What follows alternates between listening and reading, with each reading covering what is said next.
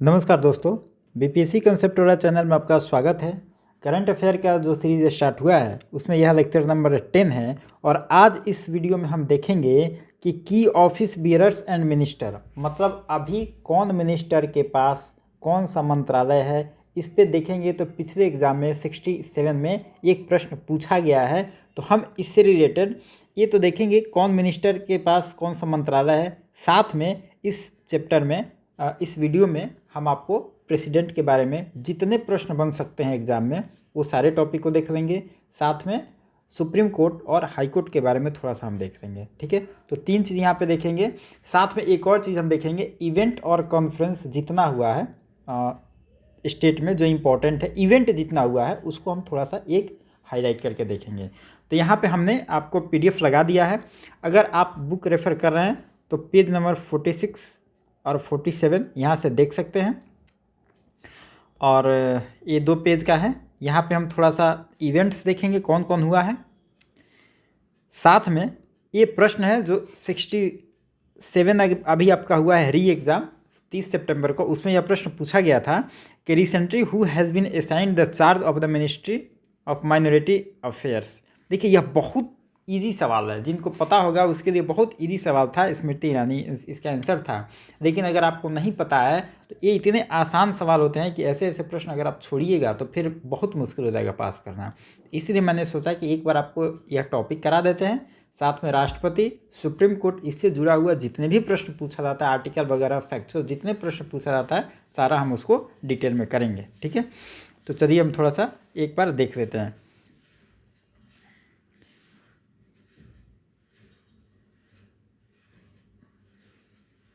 देखिए, प्रेसिडेंट के बारे में कहा जाता है कि देश का पहला नागरिक प्रेसिडेंट ही होता है, और अभी 15वां चुनाव हुआ है प्रेसिडेंट का, जो बनी है द्रौपदी मुर्मू, जो झारखंड की मूल निवासी है, ठीक है। तो आप इनको याद रखेंगे। ये दूसरी महिला है, सेकंड महिला बनी है। पहली महिला बनती है प्रतिभा पाटिल। प्रतिभा पाटिल को हम आगे डिटेल में देखेंगे, उनके बारे में कुछ एक बड़ा इंटरेस्टिंग कहानी भी आपको बताएंगे। वाइस प्रेसिडेंट बनते हैं जगदीप धनखड़। 50वें चीफ जस्टिस ऑफ इंडिया बनते हैं DY चंद्रचूड़, और इनके पिताजी थे YB चंद्रचूड़, वो भी जज थे। उनके बारे में भी कहानी हम आगे देखेंगे, उनको भी पढ़ेंगे जब सुप्रीम कोर्ट पढ़ेंगे इसी वीडियो में आगे, तो उसके बारे में हम बताएंगे आपको। और प्राइम मिनिस्टर बने हैं, ये तो इनको सबको पता होगा, मोदी जी बने हैं, दूसरे कार्यकाल इनका है, ठीक है। और सबसे ज़्यादा अगर लंबा दिन प्रधानमंत्री रहने का अगर किसी का नाम है तो है जवाहरलाल नेहरू का। वो लगभग 17 साल तक, मतलब 1947 से लेके 64 तक वो प्रधानमंत्री रहे। 64 में मर गए, तो सबसे ज़्यादा दिन तक इनका टाइम पीरियड रहा है। उसके बाद इंदिरा गांधी रही हैं, और 10 साल तो मनमोहन सिंह रहे हैं। फिर ये भी मोदी जी भी अपना पूरा कर ही लेंगे, है ना। चलिए अब थोड़ा सा मंत्रालय हम देख लेते हैं। देखिए, प्रधानमंत्री के पास 2-3 मंत्रालय ऑलरेडी होता ही है। ये जो 3 मंत्रालय आप ऊपर का देख रहे हैं ना, department of space, department of atomic energy और ministry of personnel public grievances and pension, ये तीनों मंत्रालय प्रधानमंत्री को ऑलरेडी लगभग, मतलब बाय डिफ़ॉल्ट कह सकते हैं, साथ में होता है, ठीक है। ये दोनों पे तो प्रधानमंत्री का मतलब ये जो दोनों मंत्रालय स्पेस और एनर्जी, ये दोनों के हेड तो प्रधानमंत्री ही होते हैं। किसी और को यह मंत्रालय नहीं दिया जा सकता है, तो ये बहुत बड़ा ये सब सेंसिटिव मंत्रालय है, ठीक है। अब राजनाथ सिंह डिफेंस में, याद रखेंगे। Ministry of home Amit Shah है, और ये नया मिनिस्ट्री बना है मिनिस्ट्री ऑफ कॉरपोरेशन, ये भी होम मिनिस्टर के अंडर में है, मतलब अमित शाह के अंडर में है। और यह अभी नया मंत्रालय बना है, तो यहाँ से प्रश्न पूछा जा सकता है कि मिनिस्ट्री ऑफ कॉरपोरेशन जो अभी नया मंत्रालय बना है, इसके पहले मंत्री कौन है? ये है अमित शाह, ठीक है। रोड ट्रांसपोर्ट तो नितिन गडकरी के पास है। फाइनेंस तो निर्मला सीतारमन है, इनकी अर्थव्यवस्था का ज्ञान तो सबको पता है, गजब का भाषण देती हैं। Ministry of agriculture Narendra Singh Tomar, ठीक है। Ministry of external affair S Jaishankar के पास है, ये IFS रहे हैं, पहले राजदूत थे, अब मिनिस्ट्री ऑफ फाइनेंस देख रहे हैं।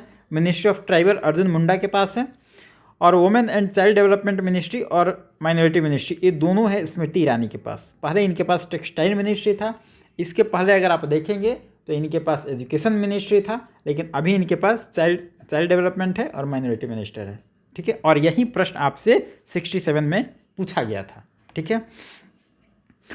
कॉमर्स और consumer affair, food and public distribution, ये दोनों है आपका पीयूष गोयल के पास। चलिए बाकी आप नीचे का जो भी है थोड़ा सा देख लेंगे, एक झलक आप देख लेंगे, अगर एग्जाम में गलती से पूछ लिया जाए तो आप इसको कर सकते हैं, क्योंकि ये सब बहुत आसान सवाल है। देखिए रूरल डेवलपमेंट वाला जरूर देख लेंगे, और पंचायती राज दोनों है गिरिराज सिंह के पास, और गिरिराज सिंह फायर ब्रांड नेता है बिहार के, ठीक है। ये हर बात पे पाकिस्तान भेजते रहते हैं, तो बिहार के हैं, तो इनके बारे में थोड़ा सा देख लेंगे, ठीक है। चलिए हम थोड़ा सा यहाँ पे बात करेंगे आपसे, ये जो इवेंट्स हुआ है यहाँ से प्रश्न इंपॉर्टेंट बन सकता है, कौन इवेंट कहाँ हुआ है, तो इवेंट जरूर करेंगे आप। 7th ग्लोबल टेक्नोलॉजी समिट जो हुआ है ये दिल्ली में हुआ है। इंटरनेशनल कॉन्फ्रेंस ऑफ कंट्रीब्यूशन जेसी बोस, ये सत्याग्रही साइंटिस्ट, ये हुआ है, ये हुआ है, मतलब ये भी दिल्ली में हुआ है। ये जितने आप देख रहे हैं सारा एक झलक आप देख लेंगे, यह जो भी समिट हुआ है, इवेंट्स हुआ है, दिल्ली में हुआ है। गोवा वाला बहुत इंपॉर्टेंट है, क्योंकि देखिए world Ayurveda Congress and Ayurveda expo, आरोग्य एक्सपो, जहाँ आयुर्वेद की बात आएगी वहाँ पे आपके दिमाग में सीधे हरिद्वार आएगा, उत्तराखंड आएगा, है ना। और ये सब आपको नहीं सोचना है, आयुर्वेद के साथ आपको गोवा भी जोड़ना है, क्योंकि हमेशा आयुर्वेद को ट्रेडिशनल में नहीं जाना है, कभी कभी मॉडर्नाइजेशन की तरफ भी जाइए। गोवा मॉडर्न जगह का प्रतीक है, और आयुर्वेद को देखेंगे तो ट्रेडिशनल का प्रतीक है, इन दोनों को मिक्स किया गया है, ठीक है। तो आप याद रखेंगे आयुर्वेद को गोवा के कल्चर से मिक्स करना है। अगर आपसे पूछा जाए कि आयुर्वेदा और आरोग्य एक्सपो कहाँ पे हुआ है, तो याद रखेंगे गोवा में हुआ है। जम्मू कश्मीर में दो चीज़ हुआ है, एक तो हुआ 25th national conference of e governance वाला, याद रखेंगे। दूसरा एक और हुआ है गल्फ कंट्री इन्वेस्टमेंट समिट, ठीक है। गल्फ कंट्री इन्वेस्टमेंट समिट और ई गवर्नेंस दोनों हुआ है आपका जम्मू एंड कश्मीर में। मुंबई में हुआ आपका cruise conference, international cruise conference, ये मुंबई में हुआ है। और पुणे में हुआ है 108वां इंडिया साइंस कांग्रेस, ये बहुत इंपॉर्टेंट है, याद रखेंगे इसको। साइंस कांग्रेस कहाँ पे होता है? पुणे में होता है, ठीक है। चलिए ये थोड़ा सा बेंगलोर वाला भी देख लेंगे, इतना इंपॉर्टेंट है। अब हम थोड़ा सा आपसे बात करेंगे आज प्रेसिडेंट के बारे में, कि प्रेसिडेंट का इलेक्शन कैसे होता है, प्रेसिडेंट का पावर क्या है, प्रेसिडेंट को इम्पीचमेंट कैसे लगा के हटाया जा सकता है, या उनकी और क्या क्या उपलब्धि है या काम है, ठीक है। इन सारे टॉपिक को हम देखेंगे जो एग्जाम में आपसे पूछा जाता है। आपने पढ़ा होगा बुक में कि भारत का पहला नागरिक होता है राष्ट्रपति, तो ये कहाँ लिखा गया है? यह लिखा गया है आर्टिकल 52 में कि यह पहला नागरिक होगा, पहला सिटीजन होगा, ठीक है। अगर आपसे पूछ लिया जाए एग्जाम में कि पहला नागरिक भारत का राष्ट्रपति होता है या किस आर्टिकल में जिक्र है, तो यह जिक्र है आर्टिकल 52 में। तो अब जब भारत का एक राष्ट्रपति होगा, उसके अंडर में राज्य की सारी राज्य नहीं बल्कि केंद्र की सारी शक्ति उसी में होती है, राष्ट्रपति के पास ही होती है। हालांकि काम तो सारा करता है प्रधानमंत्री अपने कैबिनेट के सहयोग से, लेकिन प्रधानमंत्री के नाम से नहीं, जितना आप अपॉइंटमेंट वगैरह देखते हैं विदेश में, जितना संधि देखते हैं, सारा प्रेसिडेंट के नाम से होता है, ठीक है।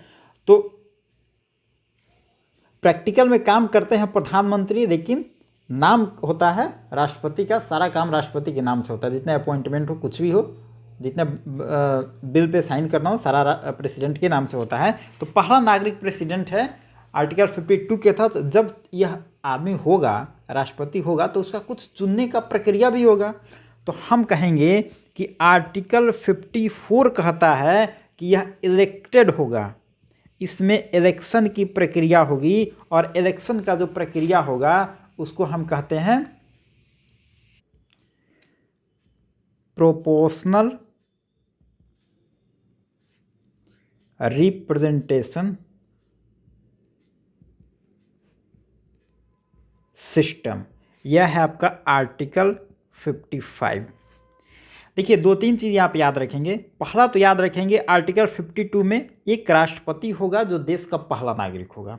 54 कहता है कि हम राष्ट्रपति को इलेक्शन के थ्रू चुनेंगे, और इलेक्शन की जो प्रक्रिया है उसमें कौन कौन भाग लेगा, उसमें राज्यसभा, लोकसभा, साथ में लोकसभा, राज्यसभा, विधानसभा, दिल्ली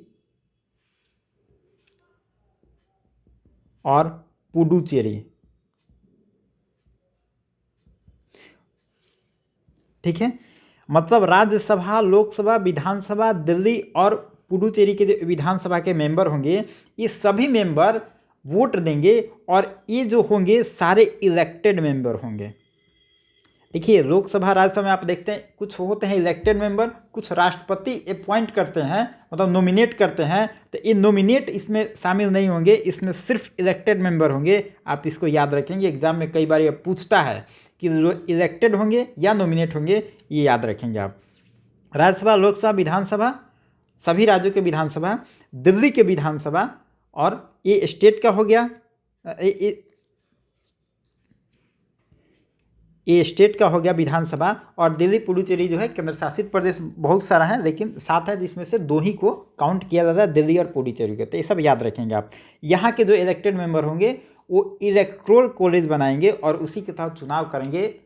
डायरेक्ट चुनाव इनका राष्ट्रपति का नहीं होता है। जैसे आप लोग जाते हैं और MP का चुनाव सीधे बैलेट पेपर उठाते हैं, अपना वोट डालते हैं, हर लोग अपना चुनाव, एक आदमी का एक वोट होता है, वैसे राष्ट्रपति का डायरेक्ट चुनाव नहीं होता है। ठीक है, तो आप इलेक्टोरल कॉलेज के साथ इनका चुनाव होता है, ये लोग पार्टिसिपेट करते हैं, ये याद रखेंगे। और आर्टिकल 15 में जो तरीका अपनाया गया है उसको कहा गया है प्रोपोर्शनल रिप्रेजेंटेशन सिस्टम, मतलब कहें समानुपातिक प्रतिनिधित्व प्रणाली। ठीक है, ये दोनों आप याद रखेंगे। अब तो राष्ट्रपति का चुनाव हो गया। अब आर्टिकल 55 में हमने प्रक्रिया भी देख लिया।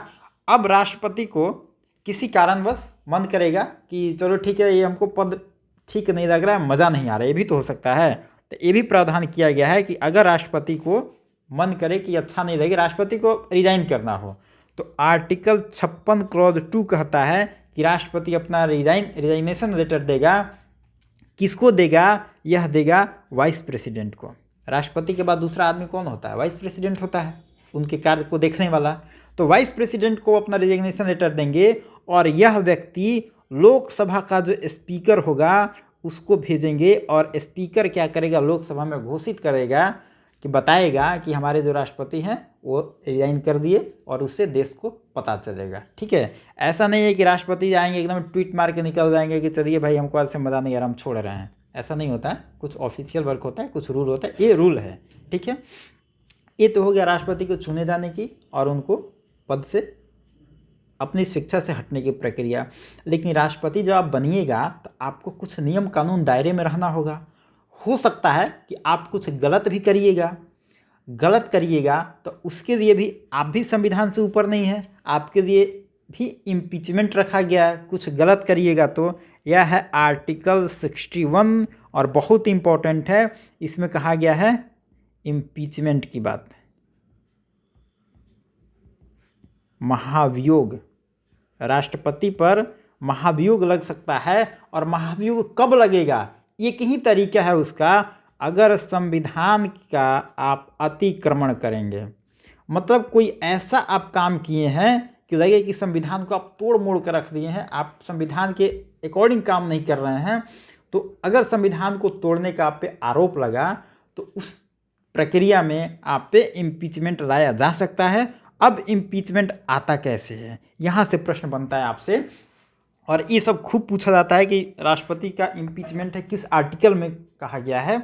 अब इम्पीचमेंट कैसे आएगा? तो देखिए, 2 सदन हैं, एक है लोकसभा, एक है राज्यसभा।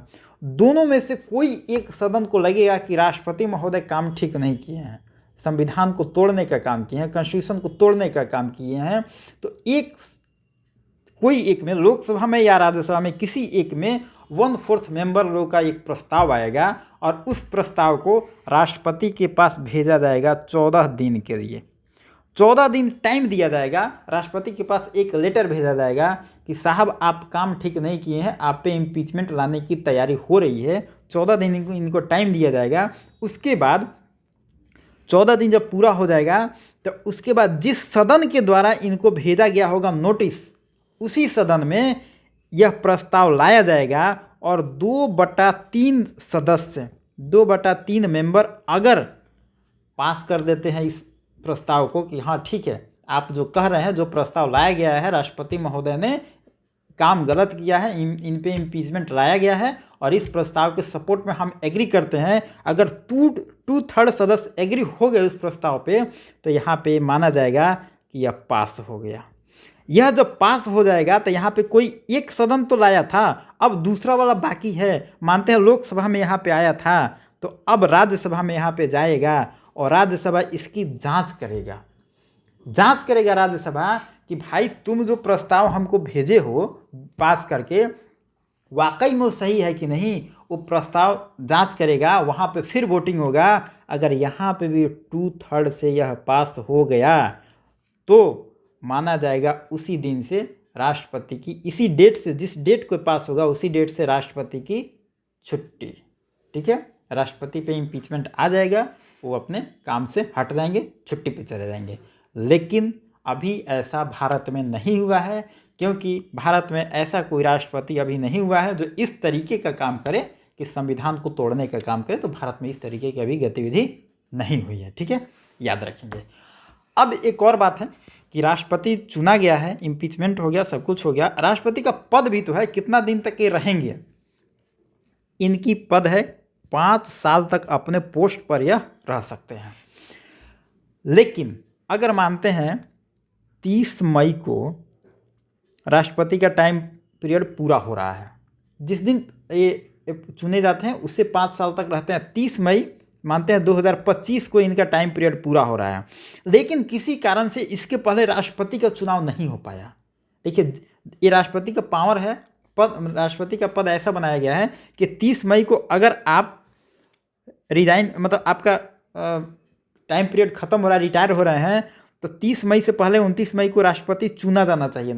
नया को आप पद दे देंगे, उसके बाद आप रिजाइन करेंगे, ऐसा होता है।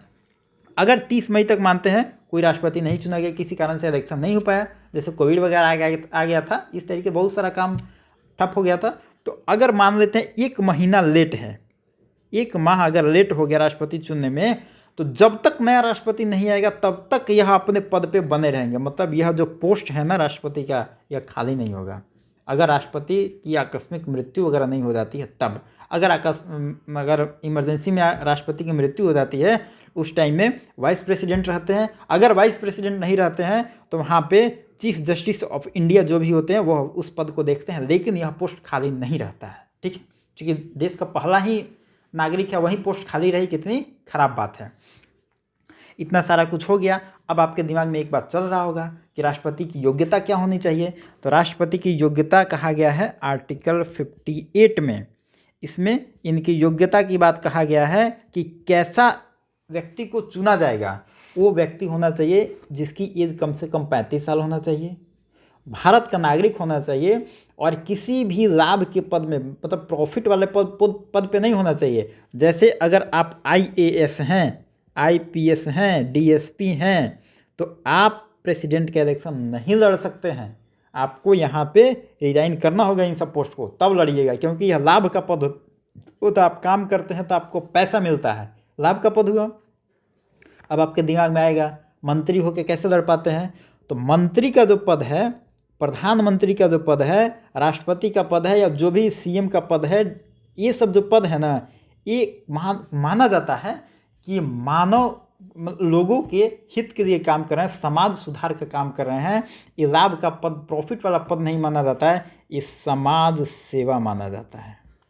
और समाज सेवा को पद को प्रॉफिट वाला पद नहीं माना जाता है। इसमें जो पैसा मिलता है, देखिए यहाँ जो पैसा मिल रहा है उसको माना जाता है कि आपको प्रॉफिट मिल रहा है, और मंत्री वगैरह को जो सेवा के बदले पैसा मिलता है उसको प्रॉफिट नहीं माना गया है। ठीक है, तो ये जो लोग हैं मंत्री वगैरह, ये लोग समाज सेवा करते हैं। अब कितनी सेवा करते हैं आपको भी पता है ना, लेकिन माना गया है समाज सेवा करते हैं। ठीक है, चलिए इतना हो गया। आर्टिकल 61 हो गया महाभियोग इम्पीचमेंट, आर्टिकल 58 योग्यता हो गया। अब 2-4 कुछ फैक्ट हैं, सुप्रीम कोर्ट आ गया यहाँ पे।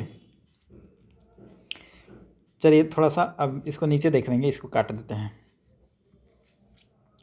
हाँ, अब देखिए कुछ आर्टिकल है। एक आर्टिकल 72।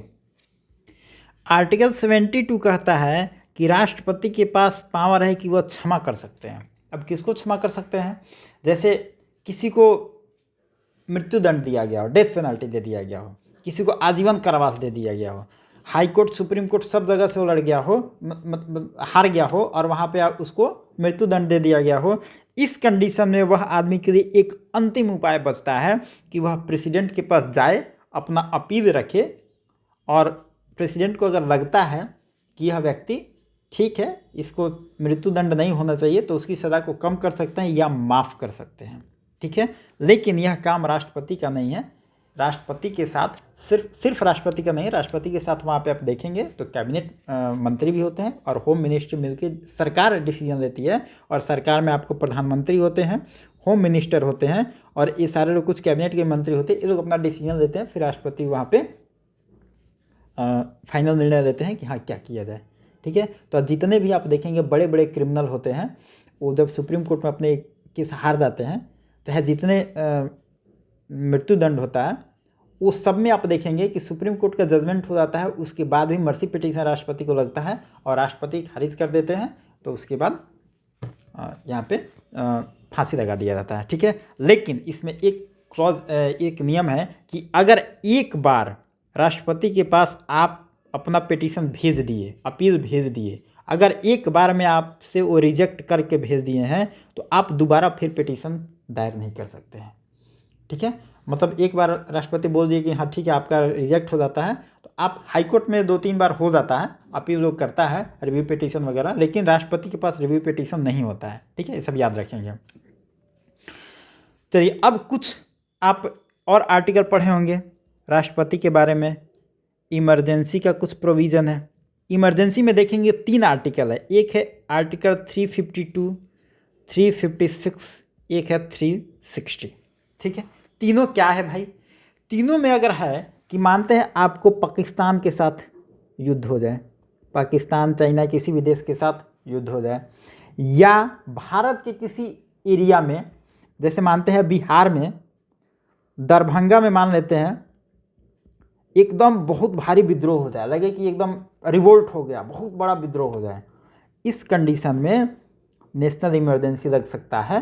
ठीक है, तो 2 रीज़न है, एक तो कहीं वार हो जाए किसी देश के साथ, दूसरा भारत के इंटरनल मैटर में कहीं रिवोल्ट हो जाए। इस आधार पे आर्टिकल 352 के तहत राष्ट्रपति नेशनल इमरजेंसी घोषित कर सकते हैं। ठीक है, दूसरा है आर्टिकल 356। देखिए यहाँ से सवाल बनता है और तीनों पूछ देगा, तीनों में से कुछ भी, और 2-3 ऑप्शन दे देगा, तो हम जो बता रहे हैं वही चीज़ बता रहे हैं जो एग्जाम में आएगा, एकदम रट लीजिए इसको।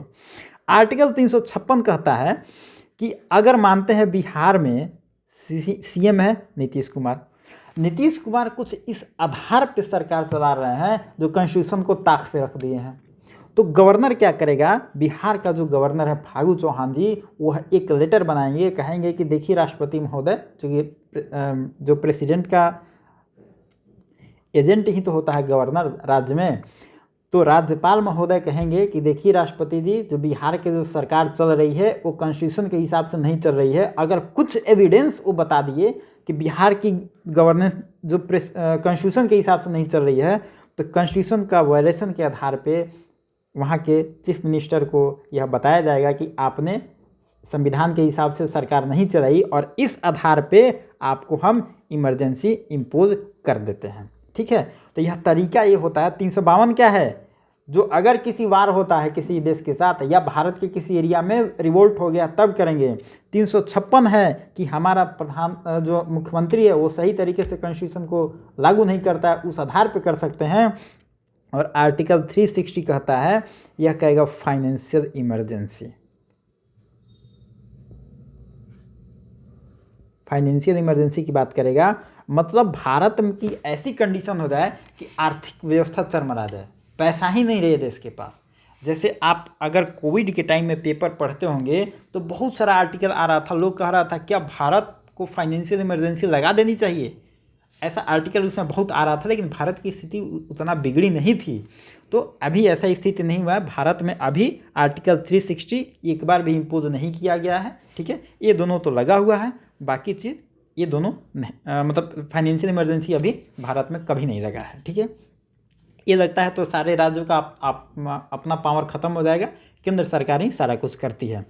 अब जब हम पढ़ रहे हैं इमरजेंसी की बात, तो अब हम देख लेते हैं बिहार में इमरजेंसी कितनी बार लगी है अब तक। बिहार में टोटल 8 बार इमरजेंसी लगी है। पहली बार इमरजेंसी बिहार में कब लगता है? अगर हम बिहार की बात करें, पहला बार इमरजेंसी लगता है 1968-69 में। इस समय मुख्यमंत्री कौन है? मुख्यमंत्री इस समय है भोला पासवान शास्त्री, ठीक है। और गवर्नर की बात करें, राज्यपाल कौन है? ये है आपको नित्यानंद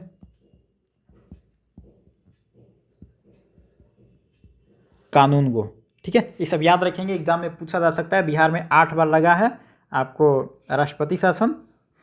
पहली बार 68-69 में लगा था भोला पासवान, और इनके टाइम में सबसे ज़्यादा अगर राष्ट्रपति शासन बिहार में लगा है तो भोला पासवान के टाइम में लगा है 3 बार। टोटल 8 बार, 3 बार इन्हीं के टाइम में लगा है। इसमें गवर्नर होते हैं नित्यानंद कानूनगो, ठीक है। चलिए अब थोड़ा सा और हम देख लेते हैं। आर्टिकल 72 हम पढ़ लिए ना, हाँ आर्टिकल 72 हो गया। अब इसमें क्या है, इमरजेंसी भी हो गया। अब 2-3 चीज़ हम और देख लेते हैं। एक है आर्टिकल 123, ये बात करेगा ऑर्डिनेंस का, मतलब अध्यादेश की बात करेगा।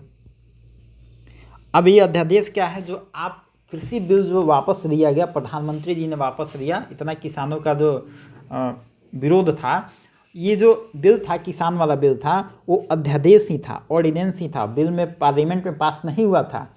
और देखिए कोई भी बिल बनाने का बेहतरीन तरीका है, आप उसको पार्लियामेंट में पास कराइए, डिबेट डिस्कशन कराइए, ये नहीं कि अध्यादेश लाइए। हाँ, अगर किसी कंडीशन से पार्लियामेंट नहीं चल पा रही है तब अध्यादेश लाइए, ऑर्डिनेंस लाइए, बात सही है। लेकिन हर बिल में आप ऑर्डिनेंस ला देते हैं, ये बात ठीक नहीं है, कहीं ना कहीं ये गलत बात है। तो ये भी बहुत बड़ा विरोध था उन लोगों का कि आप पार्लियामेंट में अगर लाते, पार्लियामेंट से लाते तो डिबेट डिस्कशन होता, लोगों को पता चलता है। तो देखिए ये जो ऑर्डिनेंस क्या कहता है कि अगर पार्लियामेंट नहीं चल रही है और ज़रूरी है कानून बनाना, तब राष्ट्रपति ऑर्डिनेंस ला सकते हैं। इसका टाइम पीरियड होता है 6 साल, सॉरी 6 मंथ होता है, 6 मंथ। 6 मंथ में आपको लोकसभा राज्यसभा में इसको बिल के माध्यम से पेश करना होता है, नहीं तो ये एक्सपायर हो जाएगा। और अगर मानते हैं आज अध्यादेश आ गया, ऑर्डिनेंस आ गया, और आज से 10 दिन बाद संसद चालू हो गया, तब आपको 6 सप्ताह के अंदर में, मतलब 6 सप्ताह इन द सेंस कहें 42 दिन के अंदर में आपको पास करना होता है संसद से। अगर 42 दिन के अंदर में आप इसको संसद से पास नहीं करेंगे तो यह नल एंड वॉइड हो जाता है, काम करना बंद कर देगा, ठीक है। मतलब कि राष्ट्रपति को यह पावर दिया गया है कि ज़रूरी काम पड़े तो आप ऑर्डिनेंस लाइए, लेकिन उसको वैलिड बनाने के लिए कहीं ना कहीं आप पार्लियामेंट के थ्रू लाइए। क्योंकि अगर यह पावर नहीं दिया जाए तो सारा कुछ राष्ट्रपति ही करेंगे और पावर कहीं ना कहीं राष्ट्रपति के हाथ में प्रॉपर चला जाएगा, पार्लियामेंट का पावर यहाँ पे 0 हो जाएगा, ठीक है। इसलिए यह ऐसा नियम बनाया गया कि आपको 6 मंथ तक वैलिड रहेगा, 6 मंथ के अंदर में पार्लियामेंट में पास कराइए। अगर इसके पहले पार्लियामेंट स्टार्ट हो गया चलना तो 42 दिन के अंदर में पास कराइए तो ठीक है, नहीं तो आपका ऑर्डिनेंस खत्म हो जाएगा। और यही पावर, जो पावर आपको राष्ट्रपति को दिया गया है, यही स्टेट में देखेंगे तो राज्यपाल को यह पद दिया गया है। राज्यपाल भी राज्य में ऑर्डिनेंस ला सकता है, और वह है आर्टिकल 213। ये दोनों आर्टिकल इतना इंपॉर्टेंट है, दोनों याद रखेंगे। राष्ट्रपति लाते हैं 123 और राज्यपाल लाते हैं 213, इसका भी सेम वही प्रोविजन है, ठीक है। चलिए 2-3 और हैं। एक है आर्टिकल 331, लोकसभा में 2 एंग्लो इंडियन चुनना होता है। एंग्लो इंडियन कौन है? जिनके माता पिता एक इंडियन हो और एक यूरोपियन हो, वो कहलाते हैं एंग्लो इंडियन, ठीक है। तो आर्टिकल 331 में अगर राष्ट्रपति को लगता है कि लोकसभा में एंग्लो इंडियन का रिप्रेजेंटेशन नहीं है तो 2 लोगों को वो चुन सकते हैं, नॉमिनेट कर सकते हैं, यह आर्टिकल 331 के तहत। और 3 आर्टिकल और है, बहुत इंपॉर्टेंट है, आप याद रखेंगे। एक है 79, एक है 80, एक है 81। इसमें कहा गया है संसद के बारे में, 80 में कहा गया है राज्यसभा, और 81 में कहा गया है लोकसभा। और इन तीनों का अगर शॉर्ट फॉर्म हम बोलें तो होता है सरल। स फॉर संसद, र फॉर राज्यसभा, ल फॉर लोकसभा। 79, 80, 81 और ये सब एग्जाम में कई बार आपसे पूछा जाता है। एक आर्टिकल होता है 200। अगर किसी भी देश किसी भी राज्य के राज्यपाल को, जैसे बिहार के फागू चौहान हैं, उनको यह अगर पता चल गया कि नीतीश कुमार को ये ऐसा कानून बना रहे हैं जो कि संविधान के हिसाब से सही नहीं है, चाहे हमको इसको उनको अगर किसी भी तरीके का डाउट हो गया कि हमको यह पास नहीं करना चाहिए, तो राज्यपाल क्या करता है, उस बिल को रिजर्व करेगा और राष्ट्रपति के पास भेज देगा। राष्ट्रपति के पास आएगा तो राष्ट्रपति उसको देखते हैं। अगर इनको लगता है कि हाँ ठीक है, जो बिहार का विधानसभा बिल पास किया बढ़िया है, तो वह भेज देंगे राज्यपाल को, राज्यपाल पास करके भेज देंगे फिर विधानसभा को। और अगर राष्ट्रपति को लगता है कि नहीं नहीं ये ठीक नहीं है, तो यह अपने पास रख लेंगे, पॉकेट में रख लेंगे और काम वहीं पर रुक जाएगा। मतलब इससे यह रेगुलेट किया जाता है, राष्ट्रपति हर राज्य में राज्यपाल के माध्यम से रेगुलेट करते हैं कि कोई राज्य की विधानसभा कोई इस तरीके का कानून ना बना दे कि हमारे संविधान के खिलाफ हो जाए। जैसे अरुणाचल प्रदेश है, आप मान लीजिए अरुणाचल प्रदेश कहीं चीन के बहकावे में आ गया और अरुणाचल प्रदेश का विधानसभा ने कुछ ऐसा कानून बना दिया कि हम कल से चाइना में जा रहे हैं, और वहाँ का राज्यपाल अगर राष्ट्रपति का आदमी नहीं रहे वहाँ पे साइन कर दे, तब तो चला जाएगा। इसीलिए देश में हर राज्य में एक राज्यपाल होता है जो कि राष्ट्रपति का एजेंट होता है, और कोई भी गतिविधि देखता है तुरंत राष्ट्रपति को इन्फॉर्म करेगा और बताएगा कि यहाँ पे ऐसे ऐसे हो रहा है, और तुरंत वहाँ पे सेंट्रल गवर्नमेंट एक्टिव हो जाती है, और इस तरीके से भारत यूनाइट है।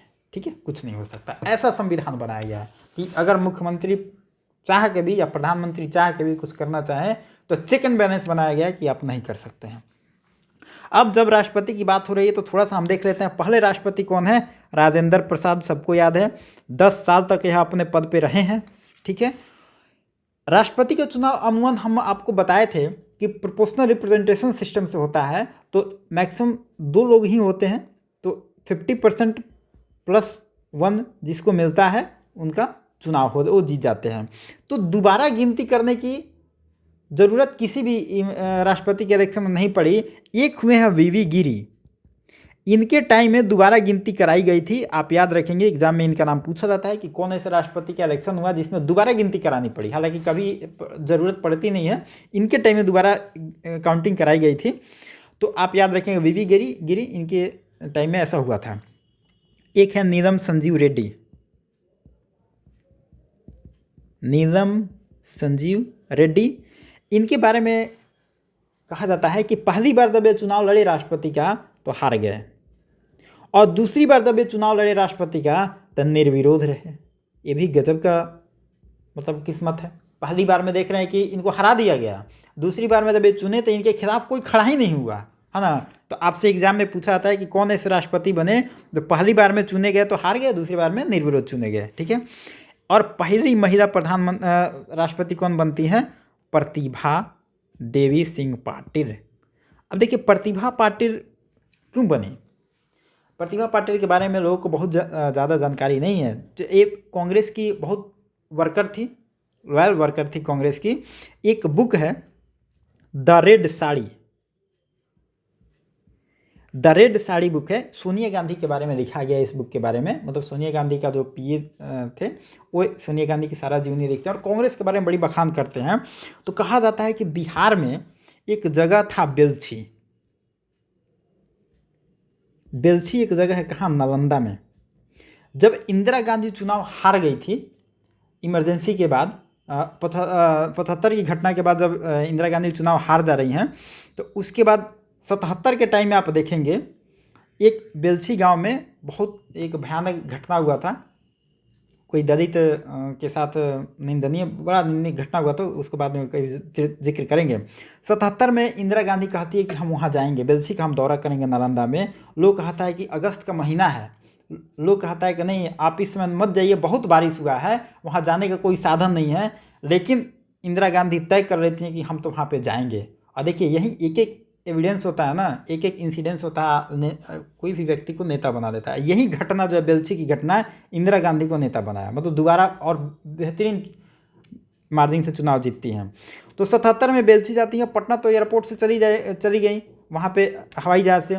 वहाँ से जब जाती हैं नालंदा तक के पहुँच जाती हैं कार से, लेकिन जहाँ पे घटना हुआ था वहाँ पे जाने के लिए इतना पानी था कि इनको सबको ही मना किया, सिक्योरिटी इनको जो दे रहा था वो सब मना किया, मत जाइए।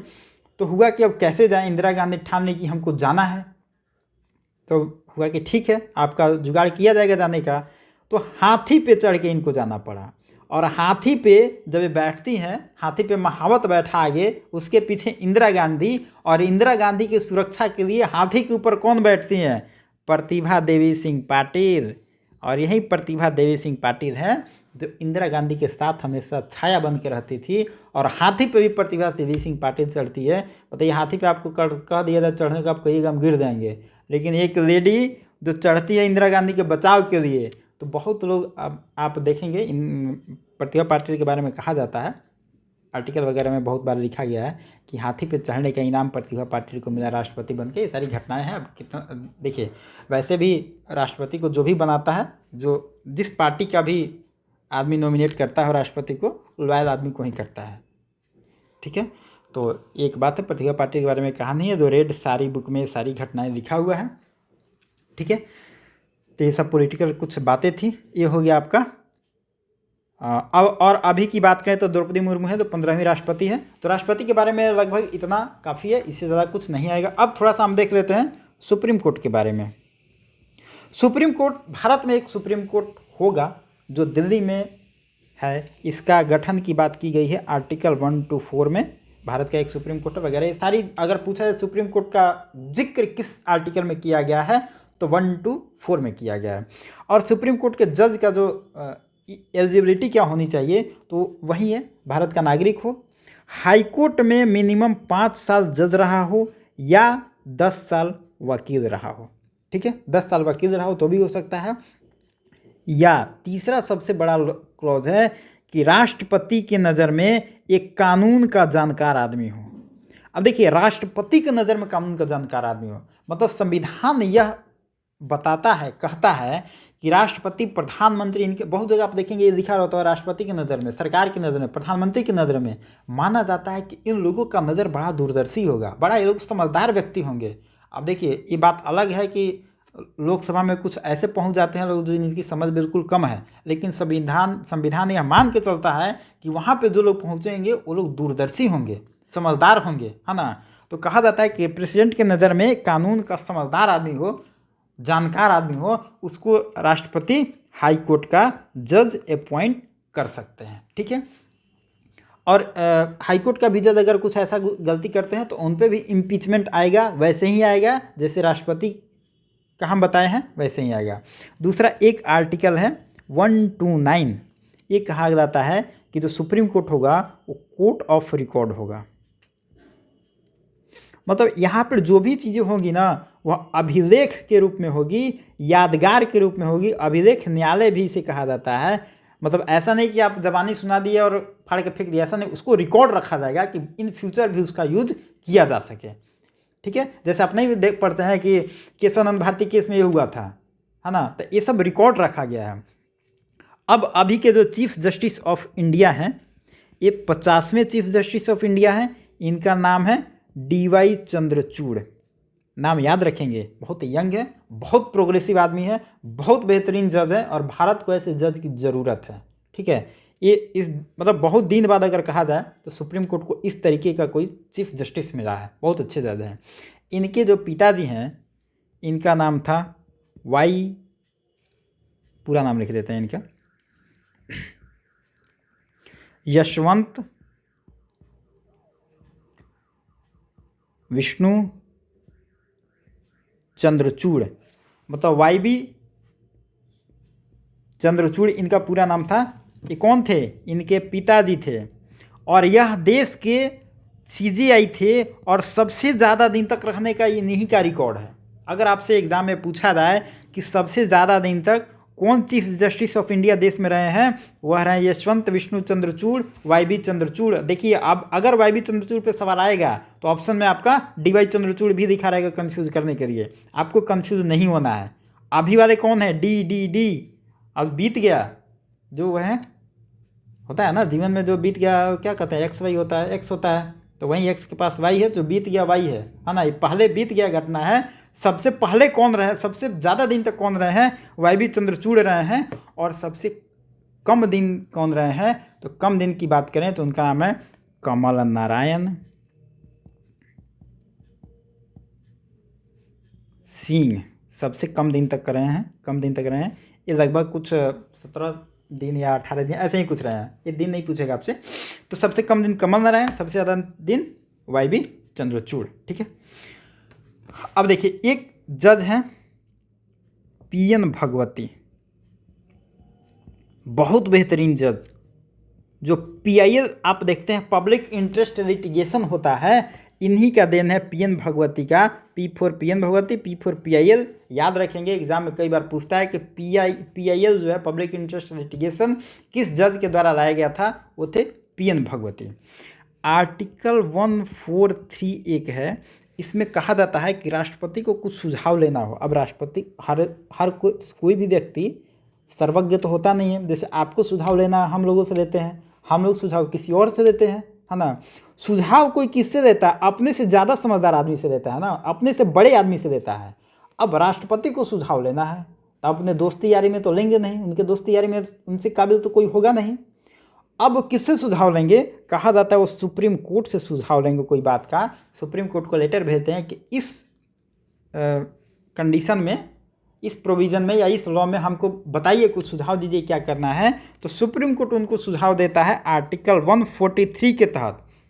और यह सुप्रीम कोर्ट जब राष्ट्रपति को सुझाव देगा तो ऐसा नहीं कि सुप्रीम कोर्ट दे दिया तो एकदम मैंडेटरी है, इनको मन करेगा तो मानेंगे, मन करेगा तो डंप कर देंगे, हाँ।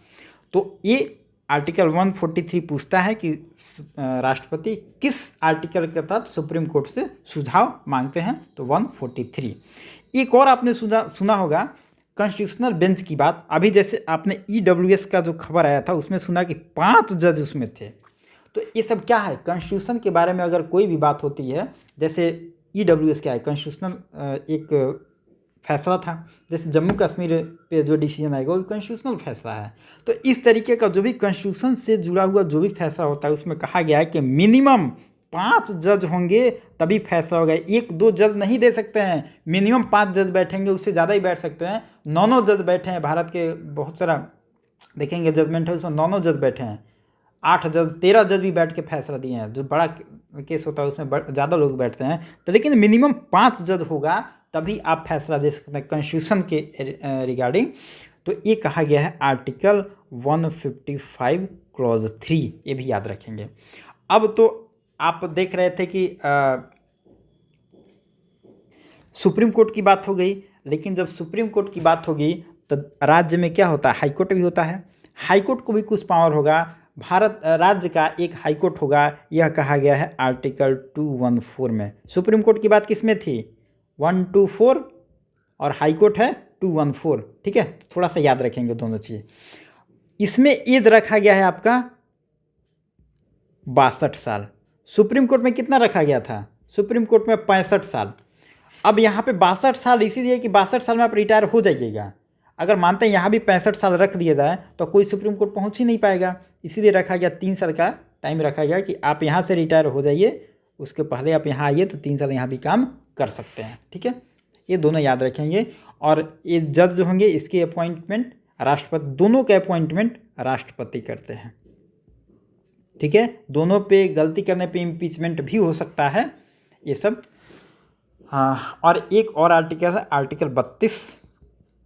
कहा जाता है आर्टिकल 32 के तहत जो सुप्रीम कोर्ट है संविधान का रक्षक है, संविधान का मतलब प्रोटेक्ट कर आपका कोई फंडामेंटल राइट का अगर हनन होता है तो आप सुप्रीम कोर्ट जा सकते हैं। और हाई कोर्ट के मामले में कहा जाता है कि आर्टिकल 226 है, अगर आपका कोई फंडामेंटल राइट का प्रोटेक्शन नहीं होता है, कोई कुछ गलत करता है आपके फंडामेंटल राइट के साथ, तो आप सीधे हाई कोर्ट जा सकते हैं आर्टिकल 226 के तहत। ये दोनों बहुत इंपॉर्टेंट है, आप इसको याद रखेंगे। और सुप्रीम कोर्ट को संविधान का संरक्षक कहा जाता है। ठीक है, ये प्रश्न पूछा जाता है तो ये सब चीज़ याद रखेंगे। तो ये था आज का 2 टॉपिक जिसमें हमने देखा राष्ट्रपति और सुप्रीम कोर्ट और थोड़ा सा हाई कोर्ट के बारे में। देखिए यहाँ से प्रश्न हमेशा बनता है तो थोड़ा सा प्रीवियस ईयर क्वेश्चन जाके आप देख लेंगे। इन दोनों टॉपिक से अब मुझे लगता है सारे प्रीवियस ईयर क्वेश्चन आपको बन जाना चाहिए। और जो भी मिनिस्टर अभी जिस मंत्रालय में है ये भी एक बार देख लीजिए, और इवेंट जो हमने बताया थोड़ा सा एक बार उसको देख लीजिए। तो चलिए मिलते हैं नेक्स्ट वीडियो में। Thank you. और आपको कैसा लगा वीडियो आप कमेंट बॉक्स में बताइए, और फर्दर किस टॉपिक बनाया जाए कि ज़्यादा आपके लिए फ़ायदेमंद हो। मिलते हैं नेक्स्ट वीडियो में। Thank you.